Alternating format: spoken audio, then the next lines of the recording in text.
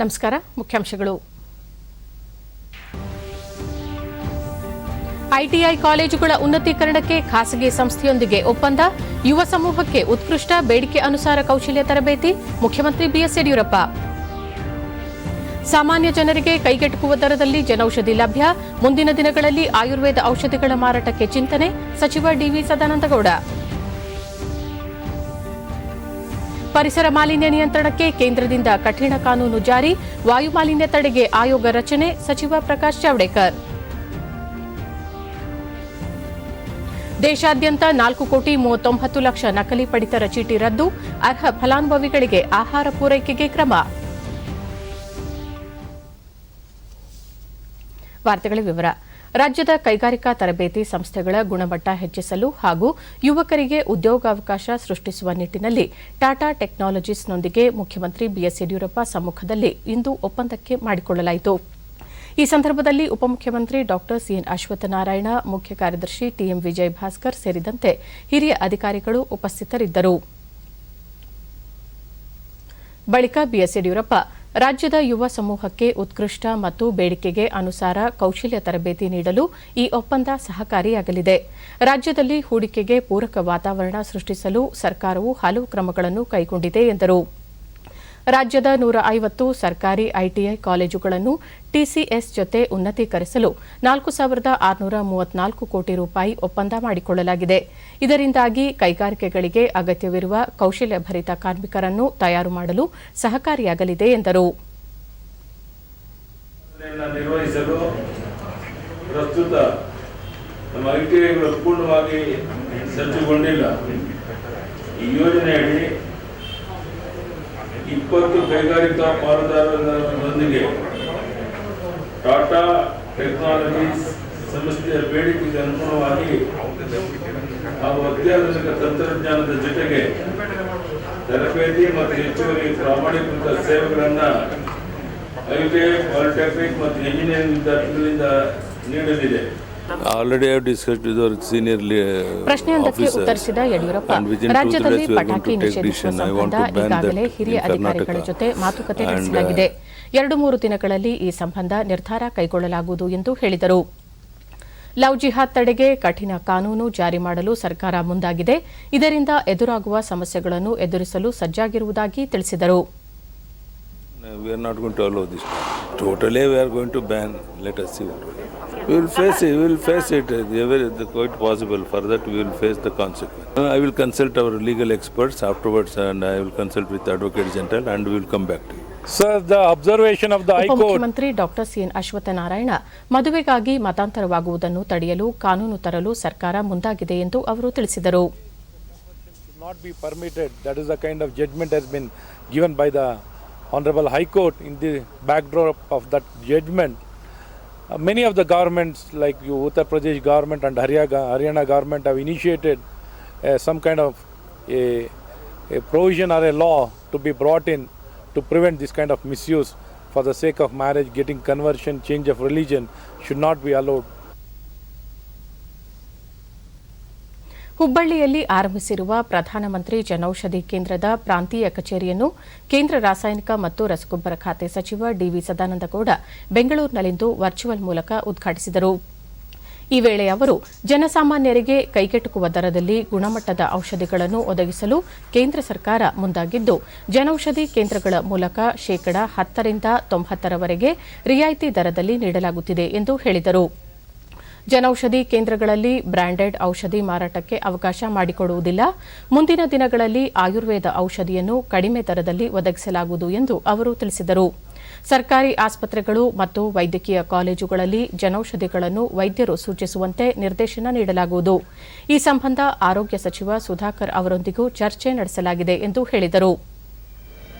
ಆಗ ದೇಶದ ಬೇರೆ ಬೇರೆ ಪ್ರಜೆಗಳು ಅವರ ವಾರ್ಷಿಕ ಆದಾಯದ ಎಷ್ಟು ಉತ್ಪನ್ನವನ್ನು ಅವರು ಬೇರೆ ಬೇರೆ ವಿಭಾಗಕ್ಕೆ ಖರ್ಚು ಮಾಡ್ತಾರೆ ಅಂತ ಹೇಳುವಂಥ ಒಂದು ಸರ್ವೆ ಮಾಡಬೇಕು ಅಂತ ಹೇಳುವಂಥ ನಿಶ್ಚಯ ಮಾಡಿ, ಸಾಮಾನ್ಯ ಒಂದು ಕುಟುಂಬ 15% 30% 100 ರೂಪಾಯಿ ಉತ್ಪಾದನೆ ಮಾಡಿದರೆ 15% 30% ಅವನು ನಿಮ್ಮ ಆರೋಗ್ಯಕ್ಕಾಗಿ ಖರ್ಚು ಮಾಡ್ತಾನೆ ಅಂತ ಹೇಳುವಂಥ ಒಂದು ದಯನೀಯವಾದಂಥ ರಿಪೋರ್ಟ್ಗಳು ನಮಗೆ ಲಭ್ಯ ಆಯಿತು. ಕ್ವಾಲಿಟಿ ಆ ಒಂದು ಮೆಷರ್ಮೆಂಟ್ನಲ್ಲಿ ಲ್ಯಾಬಾರೇಟರಿಯ ಟೆಸ್ಟ್ನಿಂದಲೇ ಹೊರಗೆ ಬರುವಂಥದ್ದು. ಅದಕ್ಕೆ ಒಂದು ಸ್ಟ್ಯಾಂಡರ್ಡ್ ಪ್ರೊಸೀಜರ್ ಇದೆ. ಆ ಪ್ರೊಸೀಜರ್ ಬೇರೆ ಬ್ರ್ಯಾಂಡೆಡ್ ಮೆಡಿಸಿನ್ಸ್ ಹೇಗೆ ಬರುತ್ತೋ ಅದೇ ರೀತಿ ನಮ್ಮ ಮೆಡಿಸಿನ್ಸ್ ಕೂಡ ಆ ಬ್ರ್ಯಾಂಡೆಡ್ ಮೆಡಿಸಿನ್ಸ್ನ ಕ್ವಾಲಿಟಿ ಕಂಟ್ರೋಲ್ನ ಇದರಲ್ಲೇ ಟೆಸ್ಟ್ ಮಾಡಿ ಹೊರಗೆ ಬರುವಂಥದ್ದು. ಯಾವುದೇ ಸಂದರ್ಭದಲ್ಲಿ ಕ್ವಾಲಿಟಿಯಲ್ಲಿ ವ್ಯತ್ಯಾಸಗಳಾಗುವಂಥ ಪ್ರಶ್ನೆ ಇಲ್ಲ. ಸಹಕಾರ ಸಚಿವ ಎಸ್ಟಿ ಸೋಮಶೇಖರ್ ಸಹಕಾರ ಇಲಾಖೆ ವಹಿಸಿದ ಎಲ್ಲಾ ಕೆಲಸವನ್ನು ಜವಾಬ್ದಾರಿಯಿಂದ ಹಾಗೂ ಸಮರ್ಪಕವಾಗಿ ಅನುಷ್ಠಾನ ಮಾಡಿದ್ದೇವೆ. ಕೇಂದ್ರ ಸರ್ಕಾರದ ಜನೌಷಧ ಸೇರಿದಂತೆ ಹಲವು ಕಾರ್ಯಕ್ರಮಗಳನ್ನು ಜನರಿಗೆ ತಲುಪಿಸುವ ಕೆಲಸ ಮಾಡಲಾಗಿದೆ ಎಂದು ತಿಳಿಸಿದರು. ಬಹಳ ಸಂತೋಷ. ಮಾರ್ಕೆಟಿಂಗ್ ಫೆಡರೇಷನ್ ಕೂಡ ಏನು ಇವತ್ತು ಲಾಭಾಂಶದಲ್ಲಿದೆ, ರಸಗೊಬ್ಬರದ ಮತ್ತು ಇನ್ನಿತರ ಬೆಂಬಲ ಬೆಲೆ ಮಾಡ್ತಾ ಇದ್ದೀರಿ ಸಿನ್ಸಿಯರ್ ಆಗಿ. ಇದನ್ನು ಕೂಡ ಜನೌಷಧಿಯನ್ನು ಅದನ್ನು ಮಾಡ್ತಕ್ಕಂಥದಕ್ಕೆ ಪ್ರಧಾನಮಂತ್ರಿಗಳು ತಮಗೆ ಪ್ರೋತ್ಸಾಹವನ್ನು ಕೊಟ್ಟಿದ್ದಾರೆ. ರೈತರ ಏಳಿಗೆಗೆ ಸಹಕಾರ ಮಾರಾಟ ಮಂಡಳಿಯ ಅಧ್ಯಕ್ಷ ಡಾಕ್ಟರ್ ಎಂಎನ್ ರಾಜೇಂದ್ರ ಕುಮಾರ್ ರೈತರಿಗೆ ಕಡಿಮೆ ದರದಲ್ಲಿ ರಸಗೊಬ್ಬರ, ಬಿತ್ತನೆ ಬೀಜ ಒದಗಿಸಲು ಸಹಕಾರ ಮಾರಾಟ ಮಂಡಳಿ ಆರಂಭಿಸಲಾಗಿದೆ ಎಂದು ಹೇಳಿದರು. ಸ್ಥಾಪನೆ ಮಾಡಿದ್ವಿ. ಆ ನಂತರ ಮುಂದುವರಿಯುತ್ತಾ ನಾವು ರೈತರಿಗೆ ಬೇಕಾದಂಥ ರಸಗೊಬ್ಬರಗಳನ್ನು ವಿತರಣೆ ಮಾಡುತ್ತಾ ಅವರಿಗೆ ಬೇಕಾದಂಥ ಬೀಜದ ಏನು ಬೇಕಾದಂಥ ಬೀಜ ಏನು ಭತ್ತ ಇರ್ಬೋದು, ಕೃಷಿಗೆ ಬೇಕಾದಂಥ ಎಲ್ಲ ಸವಲತ್ತುಗಳನ್ನು ಕೊಡುವಂಥ ವ್ಯವಸ್ಥೆಯನ್ನು ಮಾಡುತ್ತಾ 77 ವರ್ಷ ಸೇವೆಯನ್ನು ಸಲ್ಲಿಸುತ್ತಾ ಬಂದಿದೆ. ಪಶ್ಚಿಮ ಬಂಗಾಳದಲ್ಲಿ ಕೆಲವು ಸಮುದಾಯಗಳನ್ನು ಓಲೈಸುವ ರಾಜಕಾರಣ ಹೆಚ್ಚಾಗಿದೆ ಎಂದು ಕೇಂದ್ರ ಗೃಹ ಸಚಿವ ಅಮಿತ್ ಶಾ ಅಸಮಾಧಾನ ವ್ಯಕ್ತಪಡಿಸಿದ್ದಾರೆ. ಪಶ್ಚಿಮ ಬಂಗಾಳದ ಪ್ರವಾಸದಲ್ಲಿರುವ ಅಮಿತ್ ಶಾ 2ನೇ ದಿನವಾದ ಇಂದು ಕೋಲ್ಕತಾದ ಕಾಳಿಮಾತೆ ದರ್ಶನ ಪಡೆದ ನಂತರ ಸ್ವಾಮಿ ಪ್ರಣಮಾನಂದ, ರಾಮಕೃಷ್ಣ ಪರಮಹಂಸ, ಸ್ವಾಮಿ ವಿವೇಕಾನಂದ, ಅರಬಿಂದೋ ಸೇರಿದಂತೆ ಹಲವಾರು ದಾರ್ಶನಿಕರು ಹುಟ್ಟಿದ ನಾಡು ಪಶ್ಚಿಮ ಬಂಗಾಳವಾಗಿದೆ. ಇದು ಆಧ್ಯಾತ್ಮಿಕತೆಯ ತವರಾಗಿದೆ ಎಂದರು. ಆದರೆ ಇತ್ತೀಚಿನ ದಿನಗಳಲ್ಲಿ ಇಂತಹ ರಾಜ್ಯದಲ್ಲಿ ತುಷ್ಟೀಕರಣದ ರಾಜಕಾರಣ ಹೆಚ್ಚುತ್ತಿದೆ. ಇದರಿಂದ ರಾಜ್ಯದ ಹೆಸರಿಗೆ ಧಕ್ಕೆ ಉಂಟಾಗುತ್ತಿದೆ ಎಂದು ಅಭಿಪ್ರಾಯಪಟ್ಟರು.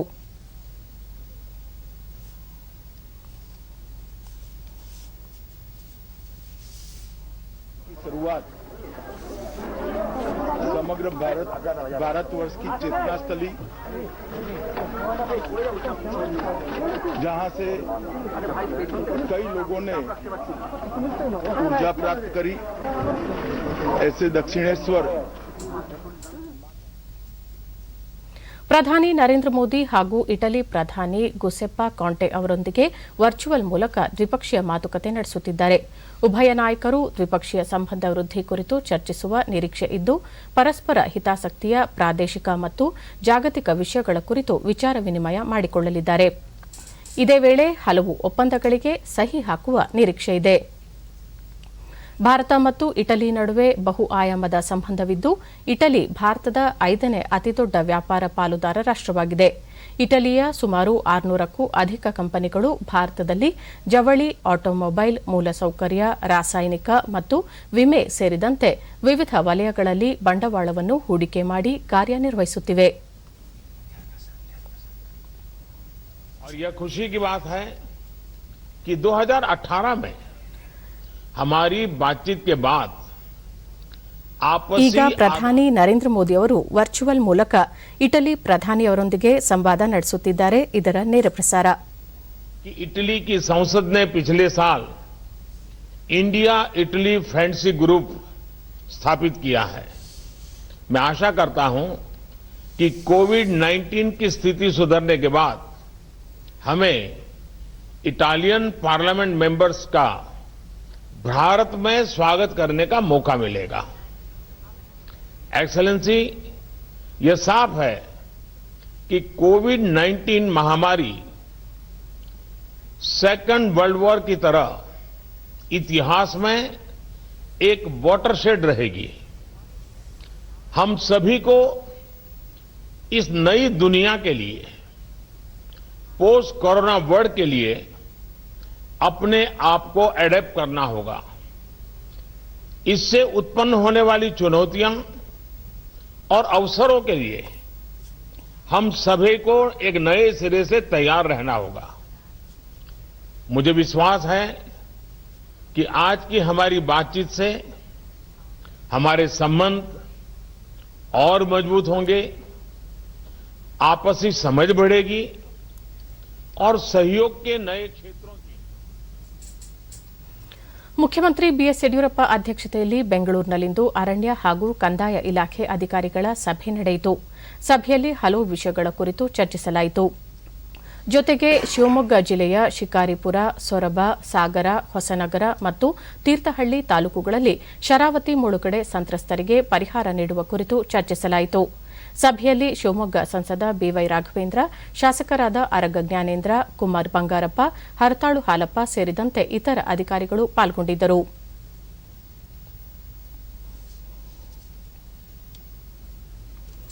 ದೇಶದ ರಾಜಧಾನಿ ದೆಹಲಿಯಲ್ಲಿ ವಾಯುಮಾಲಿನ್ಯ ತಡೆಯುವ ನಿಟ್ಟಿನಲ್ಲಿ ಕೇಂದ್ರ ಸರ್ಕಾರ ನೂತನ ಆಯೋಗವನ್ನು ರಚನೆ ಮಾಡಿದೆ. ದಿನದಿಂದ ದಿನಕ್ಕೆ ದೆಹಲಿಯಲ್ಲಿ ವಾಯುಮಾಲಿನ್ಯ ಮಟ್ಟ ಅಧಿಕಗೊಳ್ಳುತ್ತಿದ್ದು, ಇದರಿಂದ ಇಲ್ಲಿನ ಜನರು ಸಂಕಷ್ಟಕ್ಕೆ ಒಳಗಾಗಿದ್ದಾರೆ. ಈ ಹಿನ್ನೆಲೆಯಲ್ಲಿ ಮಾಲಿನ್ಯ ಮಟ್ಟವನ್ನು ತಗ್ಗಿಸುವ ನಿಟ್ಟಿನಲ್ಲಿ ಮಾರ್ಗೋಪಾಯಗಳನ್ನು ಕಂಡುಕೊಳ್ಳಲು ಈ ಆಯೋಗವನ್ನು ರಚಿಸಲಾಗಿದೆ. ನಿವೃತ್ತ ಮುಖ್ಯ ಕಾರ್ಯದರ್ಶಿ ಎಂಎಂ ಕುಟ್ಟಿ ಅವರು ಆಯೋಗದ ಅಧ್ಯಕ್ಷರಾಗಿರಲಿದ್ದು, ಐಟಿಐ ದೆಹಲಿಯ ಪ್ರೊಫೆಸರ್ ಮುಕೇಶ್ ಖರೆ, ಹವಾಮಾನ ಇಲಾಖೆಯ ಮಾಜಿ ಮಹಾನಿರ್ದೇಶಕ ರಮೇಶ್ ಕೆಜೆ ಅವರು ಸದಸ್ಯರಾಗಿರುತ್ತಾರೆ. ಇದೇ ವೇಳೆ ಪರಿಸರ ಮಾಲಿನ್ಯ ನಿಯಂತ್ರಣಕ್ಕೆ ಕೇಂದ್ರ ಸರ್ಕಾರ ಕಠಿಣ ಕಾನೂನನ್ನು ಜಾರಿಗೆ ತಂದಿದ್ದು, ಮಾಲಿನ್ಯ ಮಾಡುವವರಿಗೆ 5 ವರ್ಷದವರೆಗೆ ಜೈಲು ಶಿಕ್ಷೆ ಮತ್ತು 1 ಕೋಟಿ ರೂಪಾಯಿವರೆಗೆ ದಂಡ ವಿಧಿಸಲು ಅವಕಾಶವನ್ನು ಕಲ್ಪಿಸಲಾಗಿದೆ.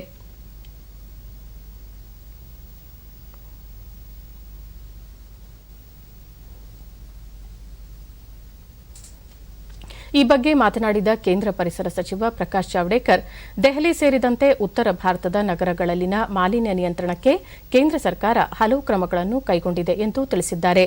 ವಿಶೇಷವಾಗಿ ದೆಹಲಿಯಲ್ಲಿನ ವಾಯುಮಾಲಿನ್ಯವನ್ನು ತಡೆಯುವ ನಿಟ್ಟಿನಲ್ಲಿ ಆಯೋಗವನ್ನು ರಚಿಸಲಾಗಿದ್ದು, ಇದು ಇಂದಿನಿಂದಲೇ ಕಾರ್ಯನಿರ್ವಹಣೆ ಆರಂಭಿಸಲಿದೆ ಎಂದು ಅವರು ತಿಳಿಸಿದರು.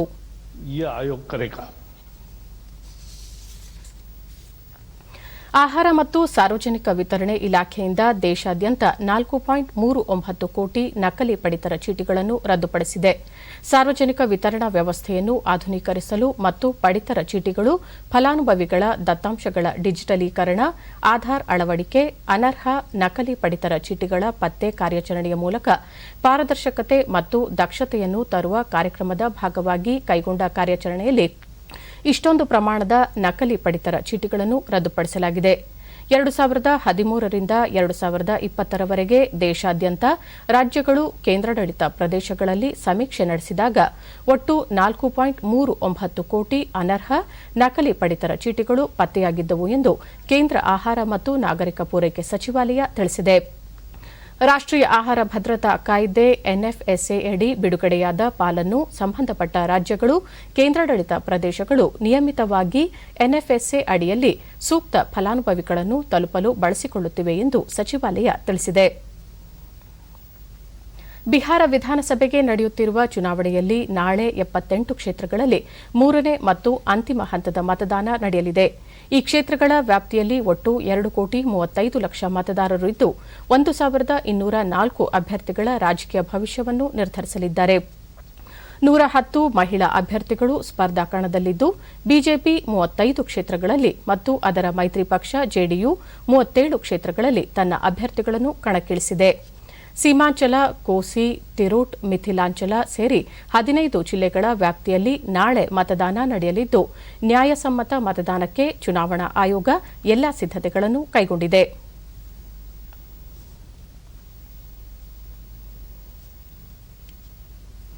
ಗಡಿ ನಿಯಂತ್ರಣಾ ರೇಖೆಯಲ್ಲಿನ ಸಂಘರ್ಷಗಳು ಮತ್ತು ಅಪ್ರಚೋದಿತ ಸೇನಾ ಕಾರ್ಯಾಚರಣೆಗಳು ದೊಡ್ಡ ಮಟ್ಟದ ಸಂಘರ್ಷಗಳಿಗೆ ಕಾರಣವಾಗುತ್ತವೆ. ಇಂತಹ ಯಾವುದೇ ಕ್ರಮಗಳನ್ನು ಭಾರತ ಸಹಿಸುವುದಿಲ್ಲ ಮತ್ತು ಈ ದಿಸೆಯಲ್ಲಿ ಭಾರತದ ನಿಲುವಿನಲ್ಲಿ ಯಾವುದೇ ಬದಲಾವಣೆ ಇಲ್ಲ ಎಂದು ಭಾರತೀಯ ಸೇನಾಪಡೆಗಳ ಮುಖ್ಯಸ್ಥ ಜನರಲ್ ಬಿಪಿನ್ ರಾವತ್ ಸ್ಪಷ್ಟಪಡಿಸಿದ್ದಾರೆ. ವೆಬಿನಾರ್ ಮೂಲಕ ರಾಷ್ಟ್ರೀಯ ಸೇನಾ ಕಾಲೇಜಿನ ವಜ್ರ ಮಹೋತ್ಸವವನ್ನುದ್ದೇಶಿಸಿ ಮಾತನಾಡಿದ ಅವರು, ಗಡಿ ವಾಸ್ತವ ರೇಖೆ ಎಲ್ಎಸಿಯ ಪೂರ್ವ ಲಡಾಖ್ನಲ್ಲಿ ಪರಿಸ್ಥಿತಿ ಉದ್ವಿಗ್ನವಾಗಿದೆ. ಈ ಭಾಗದಲ್ಲಿ ಭಾರತೀಯ ಸೇನಾಪಡೆಗಳು ನೀಡುತ್ತಿರುವ ದಿಟ್ಟ ಪ್ರತಿಕ್ರಿಯೆಯಿಂದಾಗಿ ಚೀನಾ ಅನಿರೀಕ್ಷಿತವಾದ ಪರಿಸ್ಥಿತಿಗಳನ್ನು ಎದುರಿಸುತ್ತಿದೆ. ಅಲ್ಲಿ ಭಾರತೀಯ ಸೇನೆಯ ನಿಯೋಜನೆಯು ನಿಸ್ಸಂದೇಹವಾಗಿದ್ದು, ವಾಸ್ತವಿಕ ನಿಯಂತ್ರಣ ರೇಖೆಯಲ್ಲಿ ನಾವು ಯಾವುದೇ ಬದಲಾವಣೆಯನ್ನು ಒಪ್ಪುವುದಿಲ್ಲ ಎಂದು ಸ್ಪಷ್ಟಪಡಿಸಿದರು. ಚೀನಾ ಸೇನೆಯು ಗಡಿಯಲ್ಲಿ ನಿರಂತರವಾಗಿ ಮುಖಾಮುಖಿ ಮತ್ತು ಅಪ್ರಚೋದಿತ ಕ್ರಮಗಳನ್ನು ಕೈಗೊಳ್ಳುತ್ತಾ ಬಂದಿದೆ. ಇದರಿಂದ ನಾವು ಸೇನಾ ನಿಯೋಜನೆಯನ್ನು ಸಡಿಲಿಕೆ ಮಾಡದಷ್ಟು ಸಂಘರ್ಷದ ಮಟ್ಟಕ್ಕೆ ತಲುಪುತ್ತಿದೆ ಎಂದರು. ಈ ಹಿನ್ನೆಲೆಯಲ್ಲಿ ಪ್ರಸ್ತುತ ಮತ್ತು ಭವಿಷ್ಯದಲ್ಲಿ ಎದುರಾಗಲಿರುವ ಇಂತಹ ಯಾವುದೇ ಕ್ರಮಗಳನ್ನು ಅಥವಾ ಸವಾಲುಗಳನ್ನು ಎದುರಿಸಲು ಅಗತ್ಯವಾದ ರೀತಿಯಲ್ಲಿ ದೀರ್ಘಾವಧಿಯ ದೇಶೀಯ ಸಾಮರ್ಥ್ಯವನ್ನು ನಿರ್ಮಾಣ ಮಾಡುವ ನಿಟ್ಟಿನಲ್ಲಿ ನಮ್ಮ ದೇಶ ಹೂಡಿಕೆ ಮಾಡುತ್ತಿದೆ ಎಂದು ಅವರು ಹೇಳಿದರು. ಪಾಕಿಸ್ತಾನದ ವಿಚಾರವನ್ನು ಪ್ರಸ್ತಾಪಿಸಿದ ಅವರು, ಪಾಕಿಸ್ತಾನ ಗಡಿಯಾಚೆಗಿನ ಭಯೋತ್ಪಾದನೆಯ ಮೂಲಕ ಪ್ರಾಕ್ಸಿ ಸಮರವನ್ನು ಮುಂದುವರೆಸಿದೆ. ಇಂತಹ ಯಾವುದೇ ಕ್ರಮವನ್ನು ಎದುರಿಸಲು ನಮ್ಮ ಸೇನೆ ಸನ್ನದ್ದವಾಗಿದೆ ಎಂದು ಸ್ಪಷ್ಟಪಡಿಸಿದರು.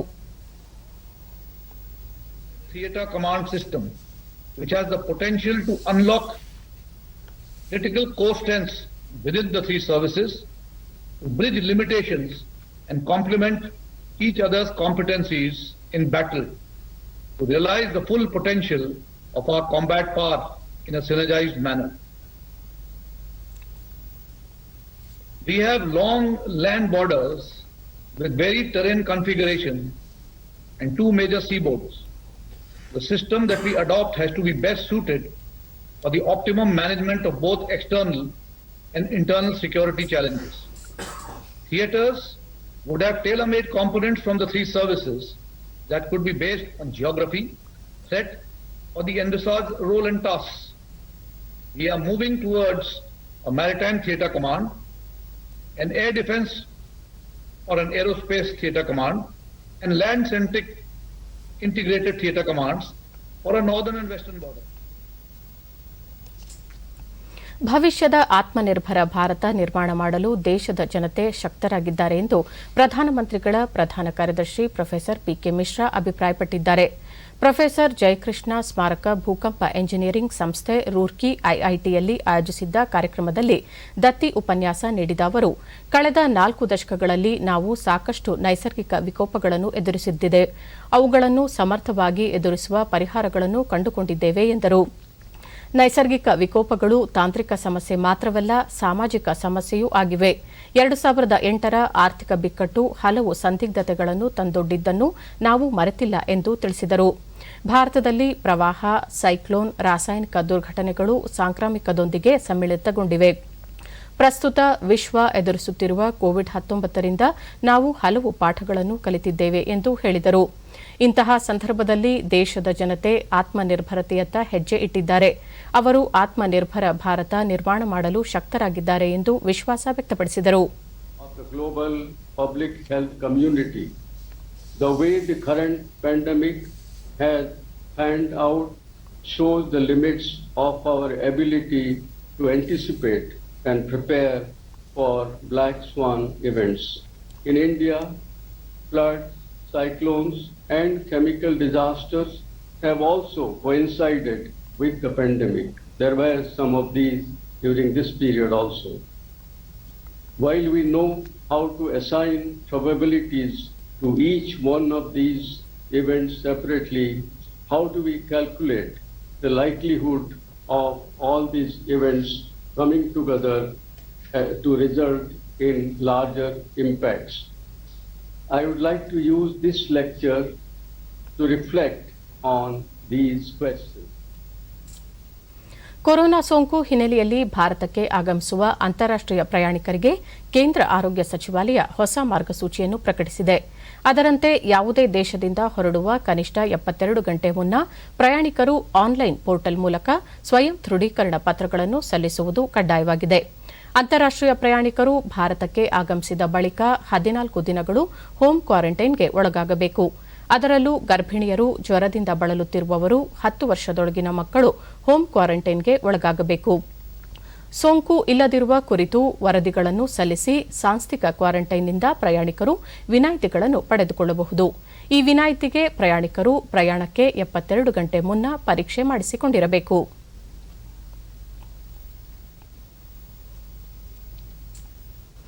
ಮಾಹಿತಿ ತಂತ್ರಜ್ಞಾನ ಉದ್ಯಮಕ್ಕೆ ಇನ್ನಷ್ಟು ಉತ್ತೇಜನ ನೀಡುವ ಸಲುವಾಗಿ ಕೇಂದ್ರ ಸರ್ಕಾರ ಹೊಸ ಮಾರ್ಗಸೂಚಿಯನ್ನು ಬಿಡುಗಡೆ ಮಾಡಿದೆ. ಅದರಂತೆ ಐಟಿ ಕಂಪನಿಗಳ ನೋಂದಣಿ ಮತ್ತು ಅವುಗಳು ಪೂರೈಸಬೇಕಾದ ಅಗತ್ಯತೆಗಳ ನಿಯಮಗಳನ್ನು ಸರಳೀಕರಣಗೊಳಿಸಲು ಹಾಗೂ ಕಂಪನಿಗಳು ಉದ್ಯೋಗಿಗಳಿಗೆ ಮನೆಯಿಂದಲೇ ಕಾರ್ಯನಿರ್ವಹಣೆಗೆ ಇನ್ನಷ್ಟು ಅನುಕೂಲ ಕಲ್ಪಿಸಲು ಕ್ರಮಗಳನ್ನು ಪ್ರಸ್ತಾಪಿಸಲಾಗಿದೆ. ದೂರಸಂಪರ್ಕ ಇಲಾಖೆ, ಮಾಹಿತಿ ತಂತ್ರಜ್ಞಾನ ಕಂಪನಿಗಳು, ಹೊರಗುತ್ತಿಗೆ ಉದ್ಯಮ ಸೇರಿದಂತೆ ಬಹುತೇಕ ಐಟಿ ಕಂಪನಿಗಳಿಗೆ ಹೊಸ ಮಾರ್ಗಸೂಚಿ ಅನ್ವಯವಾಗಲಿದ್ದು, ಅವುಗಳು ಪಾಲಿಸಬೇಕಾದ ಬ್ಯಾಂಕ್ ಖಾತ್ರಿ ಒದಗಿಸುವುದು ಸೇರಿದಂತೆ ಹಲವು ನಿಯಮಗಳಿಗೆ ವಿನಾಯಿತಿ ನೀಡಲಾಗಿದೆ. ಕಂಪನಿಗಳಿಗೆ ಮನೆಯಿಂದಲೇ ಕೆಲಸ ಮಾಡುವ ಆಯ್ಕೆಗಳನ್ನು ಮಾಡಿಕೊಳ್ಳಲು ಅಗತ್ಯವಿದ್ದ ಕೆಲವು ನಿಯಮಗಳನ್ನು ಸರಳಗೊಳಿಸಲಾಗಿದೆ. ಪ್ರಧಾನಿ ಈ ಕುರಿತು ಟ್ವೀಟ್ ಮಾಡಿದ್ದು, ಭಾರತವನ್ನು ತಂತ್ರಜ್ಞಾನದ ತಾಣವನ್ನಾಗಿ ರೂಪಿಸಲು ಅಗತ್ಯ ಪೂರಕ ವಾತಾವರಣ ನಿರ್ಮಾಣಕ್ಕೆ ಬದ್ಧವಾಗಿದೆ. ಅದಕ್ಕಾಗಿ ದೂರಸಂಪರ್ಕ ಇಲಾಖೆ ಒಎಸ್ಪಿ ಮಾರ್ಗಸೂಚಿಯಲ್ಲಿ ಸಾಕಷ್ಟು ಸರಳೀಕರಣಗೊಳಿಸಿದೆ. ಇದರಿಂದ ಬಿಪಿಒ ಉದ್ಯಮಕ್ಕೆ ಹೆಚ್ಚಿನ ಪ್ರಮಾಣದ ಅನುಕೂಲವಾಗಲಿದೆ ಎಂದು ಹೇಳಿದ್ದಾರೆ. ಮಾಹಿತಿ ತಂತ್ರಜ್ಞಾನ ಸಚಿವ ರವಿಶಂಕರ್ ಪ್ರಸಾದ್ ಈ ಮಾರ್ಗಸೂಚಿಯಿಂದ ಐಟಿಯೇತರ ಬಿಪಿಒ ಉದ್ಯಮಕ್ಕೆ ಹೆಚ್ಚಿನ ಪ್ರೋತ್ಸಾಹ ದೊರೆಯಲಿದೆ ಎಂದರು. ಕೋವಿಡ್ ಹಿನ್ನೆಲೆಯಲ್ಲಿ ಮುಚ್ಚಲಾಗಿದ್ದ ವಸ್ತು ಸಂಗ್ರಹಾಲಯಗಳು, ಕಲಾ ಗ್ಯಾಲರಿಗಳು ಮತ್ತು ವಸ್ತು ಪ್ರದರ್ಶನಗಳ ಪುನರಾರಂಭಕ್ಕೆ ಕೇಂದ್ರ ಸಂಸ್ಕೃತಿ ಸಚಿವಾಲಯ ಹೊಸ ಮಾರ್ಗಸೂಚಿಗಳನ್ನು ಬಿಡುಗಡೆ ಮಾಡಿದೆ. ಅದರಂತೆ ಇವುಗಳಿಗೆ ಭೇಟಿ ನೀಡುವವರು ಅಗತ್ಯ ಕೋವಿಡ್-19 ಮುನ್ನೆಚ್ಚರಿಕೆಗಳನ್ನು ಪಾಲಿಸುವುದು ಕಡ್ಡಾಯವಾಗಿದೆ. ಜೊತೆಗೆ ಈ ಸ್ಥಳಗಳಲ್ಲಿ ಸಮರ್ಪಕ ರೀತಿಯಲ್ಲಿ ನೈರ್ಮಲ್ಯ ಕಾಯ್ದುಕೊಳ್ಳುವುದು, ಟಿಕೆಟ್ ಖರೀದಿ ಮತ್ತು ವಸ್ತು ಸಂಗ್ರಹಾಲಯಗಳು, ವಸ್ತು ಪ್ರದರ್ಶನಗಳು ಮತ್ತು ಕಲಾ ಗ್ಯಾಲರಿಗಳಲ್ಲಿ ಸಂದರ್ಶಕರು ಮತ್ತು ಸಿಬ್ಬಂದಿ ಸುರಕ್ಷತೆ ಕಾಯ್ದುಕೊಳ್ಳಲು ಕೈಗೊಳ್ಳಬೇಕಾಗಿರುವ ಅಂಶಗಳನ್ನು ಸೂಚಿಸಲಾಗಿದೆ. ನಿರ್ಬಂಧಿತ ವಲಯಗಳಲ್ಲಿರುವ ವಸ್ತು ಸಂಗ್ರಹಾಲಯ ಮತ್ತು ಕಲಾ ಗ್ಯಾಲರಿಗಳನ್ನು ತೆರೆಯಲು ಅವಕಾಶವಿಲ್ಲ. ಈ ಮಾರ್ಗಸೂಚಿಗಳ ಜೊತೆಗೆ ಕೋವಿಡ್ ನಿರ್ವಹಣೆ ಕುರಿತಂತೆ ಕೇಂದ್ರ ಮತ್ತು ರಾಜ್ಯಗಳು ಹೊರಡಿಸಿರುವ ಮಾರ್ಗಸೂಚಿಗಳನ್ನು ಸಹ ಕಡ್ಡಾಯವಾಗಿ ಪಾಲಿಸಬೇಕು ಎಂದು ಸಂಸ್ಕೃತಿ ಸಚಿವಾಲಯ ತಿಳಿಸಿದ್ದು, ಸಭಾಂಗಣಗಳಲ್ಲಿ ಆಸನದ ಒಟ್ಟು ಸಾಮರ್ಥ್ಯದ ಶೇಕಡಾ 50ರಷ್ಟು ಮೀರದಂತೆ ನೋಡಿಕೊಳ್ಳಬೇಕು. ಜೊತೆಗೆ ಮಾಸ್ಕ್ ಧರಿಸುವುದು, ವ್ಯಕ್ತಿಗತ ಅಂತರ ಕಾಯ್ದುಕೊಳ್ಳುವುದು, ಸ್ಯಾನಿಟೈಸರ್ ಬಳಕೆ ಕಡ್ಡಾಯವಾಗಿದೆ. ಭಾರತ ಮತ್ತು ಇಂಡೋನೇಷ್ಯಾ ನಡುವೆ ಕಲ್ಲಿದ್ದಲು ಕುರಿತಾದ 5ನೇ ಜಂಟಿ ಸಮಿತಿ ಸಭೆ ನಿನ್ನೆ ವಿಡಿಯೋ ಕಾನ್ಫರೆನ್ಸ್ ಮೂಲಕ ನಡೆಯಿತು. ಕಲ್ಲಿದ್ದಲು ಸಚಿವಾಲಯದ ಹೆಚ್ಚುವರಿ ಕಾರ್ಯದರ್ಶಿ ವಿನೋದ್ ಕುಮಾರ್ ತಿವಾರಿ ಅವರು ಭಾರತವನ್ನು ಪ್ರತಿನಿಧಿಸಿದ್ದರು. ಗಣಿ ಮತ್ತು ಕಲ್ಲಿದ್ದಲು ಇಲಾಖೆಯ ನಿರ್ದೇಶಕ ಜಾನ್ಸನ್ ಪಕ್ಪಾನ್ ಇಂಡೋನೇಷ್ಯಾವನ್ನು ಪ್ರತಿನಿಧಿಸಿದ್ದರು. ಈ ಸಂದರ್ಭದಲ್ಲಿ ತಿವಾರಿ ಅವರು ಭಾರತದ ಕಲ್ಲಿದ್ದಲು ವಲಯ ಕುರಿತು ವಿವರಣೆ ನೀಡಿ ಭವಿಷ್ಯದ ಅವಕಾಶ ಕುರಿತು ವಿವರಿಸಿದರು. ಆತ್ಮನಿರ್ಭರ್ ಭಾರತ ಅಭಿಯಾನದಡಿ ಕಲ್ಲಿದ್ದಲು ವಲಯದಲ್ಲಿ ಸ್ವಾವಲಂಬನೆ ಸಾಧಿಸಲು ಸರ್ಕಾರ ಹಲವು ಕ್ರಮಗಳನ್ನು ಕೈಗೊಂಡಿದೆ ಎಂದು ಹೇಳಿದರು. ನೇಪಾಳ ಪ್ರವಾಸದಲ್ಲಿರುವ ಸೇನಾ ಮುಖ್ಯಸ್ಥ ಎಂಎಂ ನರವಣೆ ಅವರಿಗೆ ಅಧ್ಯಕ್ಷರಾದ ಬಿದ್ಯಾದೇವಿ ಭಂಡಾರಿ ಅವರು ನೇಪಾಳ ಸೇನೆಯ ಪರವಾಗಿ ಗೌರವ ರಕ್ಷೆ ನೀಡಿದರು. ಅಧ್ಯಕ್ಷರ ಅಧಿಕೃತ ನಿವಾಸದಲ್ಲಿ ನರವಣೆ ಅವರು ಗೌರವ ವಂದನೆ ಸ್ವೀಕರಿಸಿದರು. ಇಂದು ಬೆಳಗ್ಗೆ ನರವಣೆ ಅವರು ರಾಜಧಾನಿ ಕಠ್ಮಂಡುವಿನ ಹುತಾತ್ಮರ ಬೀರ್ ಸ್ಮಾರಕಕ್ಕೆ ಪುಷ್ಪನಮನ ಸಲ್ಲಿಸಿದರು. ಸಾಂಪ್ರದಾಯಿಕ ಸ್ವಾಗತ ನಂತರ ಜನರಲ್ ನರವಣೆ ಅವರು ದ್ವಿಪಕ್ಷೀಯ ಸಹಕಾರ ಸಂಬಂಧ ವೃದ್ಧಿ ಕುರಿತು ಚರ್ಚಿಸಿದರು.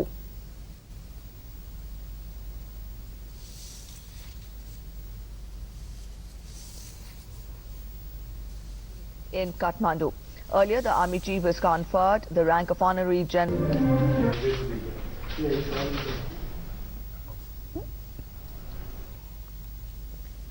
ಬೆಂಗಳೂರಿನ ಕೆಲವು ಬಡಾವಣೆಗಳಲ್ಲಿ ಸಮರ್ಪಕ ಕುಡಿಯುವ ನೀರು ಪೂರೈಕೆ ಹಾಗೂ ಒಳಚರಂಡಿ ವ್ಯವಸ್ಥೆ ಕಲ್ಪಿಸುವ ಕುರಿತು ನಗರಾಭಿವೃದ್ಧಿ ಸಚಿವ ಬೈರತಿ ಬಸವರಾಜ್ ಬೆಂಗಳೂರಿನಲ್ಲಿಂದು ಜಲಮಂಡಳಿ ಅಧಿಕಾರಿಗಳೊಂದಿಗೆ ಸಭೆ ನಡೆಸಿದರು.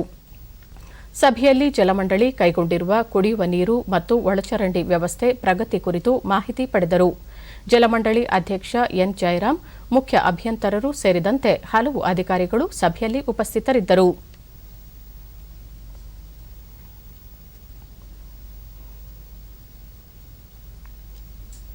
ರಾಜ್ಯಾದ್ಯಂತ ವಿದ್ಯುತ್ ದರವನ್ನು ಪ್ರತಿ ಯೂನಿಟ್ಗೆ 25 ಪೈಸೆ ಹೆಚ್ಚಿಸುವುದರಿಂದ ಸೂಕ್ಷ್ಮ, ಸಣ್ಣ ಹಾಗೂ ಮಧ್ಯಮ ಕೈಗಾರಿಕೆಗಳಿಗೆ ಹೆಚ್ಚಿನ ಹೊರೆಯಾಗಲಿದೆ ಎಂದು ಕರ್ನಾಟಕ ಸಣ್ಣ ಕೈಗಾರಿಕೆಗಳ ಸಂಘದ ಅಧ್ಯಕ್ಷ ಕೆಬಿ ಅರಸಪ್ಪ ಬೆಂಗಳೂರಿನಲ್ಲಿಂದು ತಿಳಿಸಿದ್ದಾರೆ. ಕೊರೋನಾ ಸಂದಿಗ್ಧ ಸಂದರ್ಭದಲ್ಲಿ ಕೈಗಾರಿಕೋದ್ಯಮಿಗಳು ಹಲವು ಸಂಕಷ್ಟಗಳನ್ನು ಎದುರಿಸುತ್ತಿವೆ.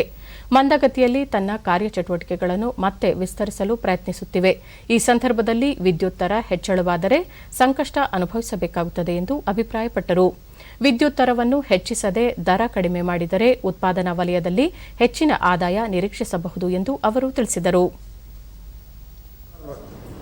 ಒಂದು ಕಂಪನಿಗಳ ಜೊತೆ ಅಗ್ರಿಮೆಂಟ್ಗಳನ್ನ ಮಾಡಿಕೊಂಡು ಸುಮಾರು ₹6.90 ಅವರು ಪವರ್ನ ಪರ್ಚೇಸ್ ಮಾಡೋಂಥದ್ದು ಒಂದು ವ್ಯವಸ್ಥೆ ಅವರು ಅಗ್ರಿಮೆಂಟನ್ನು ಅಲ್ಲಿ ಮಾಡ್ಕೊಂಡಿದ್ದಾರೆ. ಅದೇ ಇವತ್ತು ಸೋಲಾರ್ ಒಂದು ಎನರ್ಜಿ ಇವತ್ತು ₹3.5 ಒಂದು 10 ಪೈಸೆ ಹೆಚ್ಚು ಕಡಿಮೆ ಇವತ್ತು ಸಿಗ್ತಾ ಇದೆ ಮಾರ್ಕೆಟಲ್ಲಿ. ಸೊ ಹಾಗಾಗಿ ಅವರು ಒಂದು ಏನು ಪವರ್ ಒಂದು ಅಗ್ರಿಮೆಂಟನ್ನು ಮಾಡ್ಕೊಂಡಿದ್ದಾರೆ, ಅದು ಕಡಿಮೆ ಮಾಡಲಿಕ್ಕೆ ಆಗಲ್ಲ ಅಂತ ಹೇಳಿ ಈ ಒಂದು ಇವತ್ತು ಕಡಿಮೆ ಸೋಲಾರ್ ಪವರ್ ಕಡಿಮೆ ಆದರೂ ಸಹ ಇವತ್ತು ಇದು ನಮ್ಮ ಮೇಲೆ ಬರೆ ಬೀಳ್ತಾರಂತ ನಾವು ಖಂಡಿಸ್ತಾ ಇದ್ದೀವಿ. ಕೊರೋನಾ ಸೋಂಕಿನ ಸಮಯದಲ್ಲಿ ರೈತರು ತಾವು ಬೆಳೆದ ಹಣ್ಣು, ತರಕಾರಿ ಸೇರಿದಂತೆ ವಿವಿಧ ಉತ್ಪನ್ನಗಳನ್ನು ಒಂದು ಕಡೆಯಿಂದ ಮತ್ತೊಂದು ಕಡೆ ಕೊಂಡೊಯ್ದು ಮಾರಾಟ ಮಾಡಲು ಅನುಕೂಲ ಕಲ್ಪಿಸಲು ಕೇಂದ್ರ ಸರ್ಕಾರ ಕಿಸಾನ್ ರೈಲು ಸೇವೆ ಆರಂಭಿಸಿದೆ. ಮೈಸೂರು ವಿಭಾಗದಿಂದ ವಿಶೇಷ ರೈಲು ಮೈಸೂರು, ಬೆಂಗಳೂರು, ಹುಬ್ಬಳ್ಳಿ ಮಾರ್ಗವಾಗಿ ದೆಹಲಿ ತಲುಪಲಿದೆ.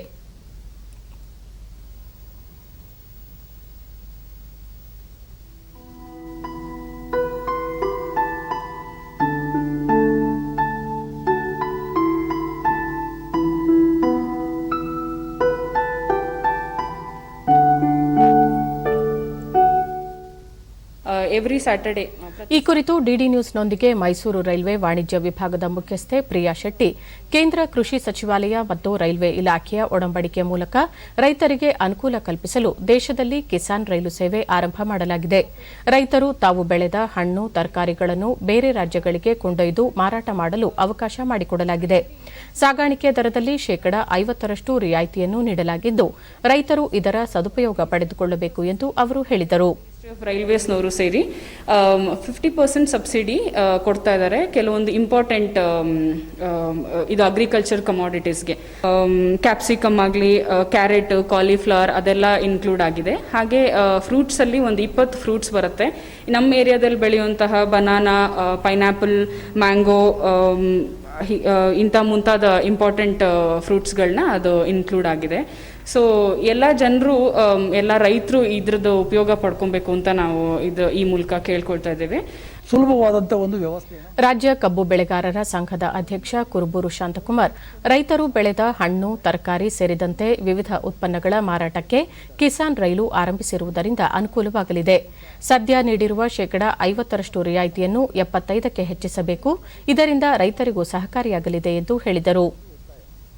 ಮತ್ತು ಏನು ರೈಲಿನಲ್ಲಿ ಹಣ್ಣು ತರಕಾರಿಗಳನ್ನು ಕರ್ನಾಟಕದಿಂದ ದಿಲ್ಲಿಗೆ ತೆಗೆದುಕೊಂಡು ಹೋಗಬೇಕಾದ್ರೆ, ಸಿಮ್ಲಾದಲ್ಲಿ ಬೆಳೀತಕ್ಕಂಥ ಆ್ಯಪಲ್ನ ಬೆಂಗಳೂರಿಗೆ ತರಬೇಕಾದ್ರೆ 2-3 ದಿನಗಳಾಗ್ತದೆ. ಇಂಥ ಸಂದರ್ಭದಲ್ಲಿ ಹಾಳಾಗುವಂಥ ಸಂದರ್ಭ ನಿರ್ಮಾಣ ಆಗ್ತದೆ. ಅದಕ್ಕಾಗಿ ರೈಲಿನಲ್ಲಿ ವಿಶೇಷವಾಗಿ ಒಂದು ಶೈತ್ಯಾಗಾರಗಳನ್ನು, ಅಂದರೆ ಕೋಲ್ಡ್ ಸ್ಟೋರೇಜ್ಗಳನ್ನ ನಿರ್ಮಾಣ ಮಾಡೋ ಮೂಲಕ ಅವ್ಯಾವ ಹಣ್ಣು ತರಕಾರಿಗಳು ಹಾಳಾಗದ ರೀತಿ ನೋಡಿಕೊಳ್ಳಲಿಕ್ಕೆ ಸರ್ಕಾರ ಕ್ರಮವನ್ನು ಕೈಗೊಳ್ಳಬೇಕು. ಇದರಿಂದ ದೇಶದಲ್ಲಿ ಕೋವಿಡ್-19 ನಿಗ್ರಹಕ್ಕೆ ವಿವಿಧ ಲಸಿಕೆಗಳು ಪ್ರಯೋಗ ಹಂತದಲ್ಲಿದ್ದು, ಕೆಲವು ತಿಂಗಳಲ್ಲಿ ಲಸಿಕೆ ಯಶಸ್ವಿಯಾಗುವ ನಿರೀಕ್ಷೆ ಇರುವುದರಿಂದ ಉಡುಪಿ ಜಿಲ್ಲೆಯಲ್ಲಿ ಕೋವಿಡ್ ಲಸಿಕಾ ಸಂಗ್ರಹ ಕೊಠಡಿಯನ್ನು ಸಿದ್ದಗೊಳಿಸಲಾಗಿದೆ. ಆರೋಗ್ಯ ಮತ್ತು ಕುಟುಂಬ ಕಲ್ಯಾಣ ಇಲಾಖೆಯು ಸುಮಾರು 2,82,000 ಡೋಸ್ ಲಸಿಕೆಯನ್ನು ಸಂಗ್ರಹಿಸುವ ಸಾಮರ್ಥ್ಯದ ಕೊಠಡಿಯನ್ನು ನಿರ್ಮಿಸಿದೆ. ಕೆಪಿಎಂಇ ಕಾಯ್ದೆಯಡಿ ನೋಂದಾವಣಿಯಾಗಿ ವೈದ್ಯಕೀಯ ಸೇವೆ ಒದಗಿಸುತ್ತಿರುವ 982 ಖಾಸಗಿ ಹಾಗೂ 82 ಸರ್ಕಾರಿ ಆಸ್ಪತ್ರೆಗಳ ಸಿಬ್ಬಂದಿಗೆ ಲಸಿಕೆ ನೀಡಲು ಮಾಹಿತಿ ಕಲೆ ಹಾಕಲಾಗಿದೆ. ಈ ಕುರಿತು ಡಿಡಿ ನ್ಯೂಸ್ನೊಂದಿಗೆ ಜಿಲ್ಲಾ ವೈದ್ಯಾಧಿಕಾರಿ ಡಾ ಸುಧೀರ್ ಚಂದ್ರಸೂಡ, ಕೊರೋನಾ ಲಸಿಕೆ ಸಂಗ್ರಹ ಹಾಗೂ ವಿತರಣೆಗೆ ಜಿಲ್ಲೆಯಲ್ಲಿ ಅಗತ್ಯ ಸಿದ್ದತೆಗಳನ್ನು ಮಾಡಿಕೊಳ್ಳಲಾಗುತ್ತಿದೆ. ಈಗಾಗಲೇ 77 ಶೈತ್ಯಾಗಾರ ಕೇಂದ್ರಗಳನ್ನು ಗುರುತಿಸಲಾಗಿದ್ದು, ಲಸಿಕೆ ಸಾಗಾಣಿಕೆಗೆ ಅವಶ್ಯವಿರುವ ವಸ್ತುಗಳನ್ನು ಸಿದ್ದಪಡಿಸಿಕೊಳ್ಳಲಾಗುತ್ತಿದೆ ಎಂದು ಮಾಹಿತಿ ನೀಡಿದರು.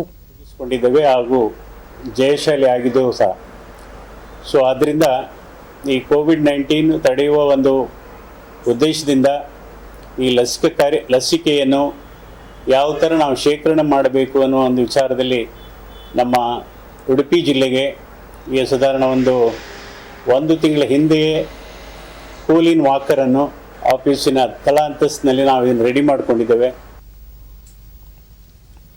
ಅಮೆರಿಕ ಅಧ್ಯಕ್ಷ ಗಾದಿಗೆ ಡೆಮಾಕ್ರೆಟಿಕ್ ಪಕ್ಷದ ಜೋ ಬೈಡನ್ ಮತ್ತು ರಿಪಬ್ಲಿಕನ್ ಪಕ್ಷದ ಡೊನಾಲ್ಡ್ ಟ್ರಂಪ್ ನಡುವೆ ಭಾರೀ ಪೈಪೋಟಿ ನಡೆದಿದೆ. 2 ದಿನಗಳ ಹಿಂದೆ ನಡೆದ ಚುನಾವಣೆಯಲ್ಲಿ ಬೈಡನ್ 253 ಪ್ರತಿನಿಧಿ ಮತಗಳನ್ನು ಪಡೆದಿದ್ದರೆ, ಡೊನಾಲ್ಡ್ ಟ್ರಂಪ್ಗೆ 213 ಪ್ರತಿನಿಧಿ ಮತಗಳು ಲಭಿಸಿವೆ. 538 ಪ್ರತಿನಿಧಿ ಸದಸ್ಯರು ಅಧ್ಯಕ್ಷರನ್ನು ಆಯ್ಕೆ ಮಾಡಲಿದ್ದು, ಕನಿಷ್ಠ 270 ಪ್ರತಿನಿಧಿ ಮತಗಳನ್ನು ಪಡೆಯುವ ಅಭ್ಯರ್ಥಿಯು ಅಧ್ಯಕ್ಷರಾಗಿ ಆಯ್ಕೆಯಾಗಲಿದ್ದಾರೆ. ಈ ಅಧ್ಯಕ್ಷರ ಆಯ್ಕೆಯಲ್ಲಿ ನಿರ್ಣಾಯಕವೆನಿಸಿರುವ ಪೆನ್ಸಿಲ್ವೇನಿಯಾ, ಅರಿಜೋನಾ, ಉತ್ತರ ಕ್ಯಾರೋಲಿನಾ, ನೆವಾಡಾ ಮತ್ತು ಜಾರ್ಜಿಯಾದಲ್ಲಿ ಮತಗಳ ಎಣಿಕೆ ಇನ್ನೂ ಮುಂದುವರೆದಿದೆ.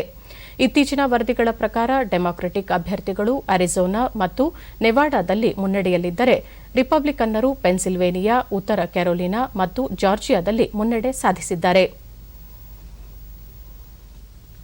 ಕೊನೆಯಲ್ಲಿ ಮತ್ತೊಮ್ಮೆ ಮುಖ್ಯಾಂಶಗಳು. ಐಟಿಐ ಕಾಲೇಜುಗಳ ಉನ್ನತೀಕರಣಕ್ಕೆ ಖಾಸಗಿ ಸಂಸ್ಥೆಯೊಂದಿಗೆ ಒಪ್ಪಂದ. ಯುವ ಸಮೂಹಕ್ಕೆ ಉತ್ಕೃಷ್ಟ ಬೇಡಿಕೆ ಅನುಸಾರ ಕೌಶಲ್ಯ ತರಬೇತಿ. ಮುಖ್ಯಮಂತ್ರಿ ಬಿಎಸ್ ಯಡಿಯೂರಪ್ಪ. ಸಾಮಾನ್ಯ ಜನರಿಗೆ ಕೈಗೆಟುಕುವ ದರದಲ್ಲಿ ಜನೌಷಧಿ ಲಭ್ಯ. ಮುಂದಿನ ದಿನಗಳಲ್ಲಿ ಆಯುರ್ವೇದ ಔಷಧಿಗಳ ಮಾರಾಟಕ್ಕೆ ಚಿಂತನೆ. ಸಚಿವ ಡಿವಿ ಸದಾನಂದಗೌಡ. ಪರಿಸರ ಮಾಲಿನ್ಯ ನಿಯಂತ್ರಣಕ್ಕೆ ಕೇಂದ್ರದಿಂದ ಕಠಿಣ ಕಾನೂನು ಜಾರಿ. ವಾಯು ಮಾಲಿನ್ಯ ತಡೆಗೆ ಆಯೋಗ ರಚನೆ. ಸಚಿವ ಪ್ರಕಾಶ್ ಜಾವಡೇಕರ್. ದೇಶಾದ್ಯಂತ 4,39,00,000 ನಕಲಿ ಪಡಿತರ ಚೀಟಿ ರದ್ದು. ಅರ್ಹ ಫಲಾನುಭವಿಗಳಿಗೆ ಆಹಾರ ಪೂರೈಕೆಗೆ ಕ್ರಮ.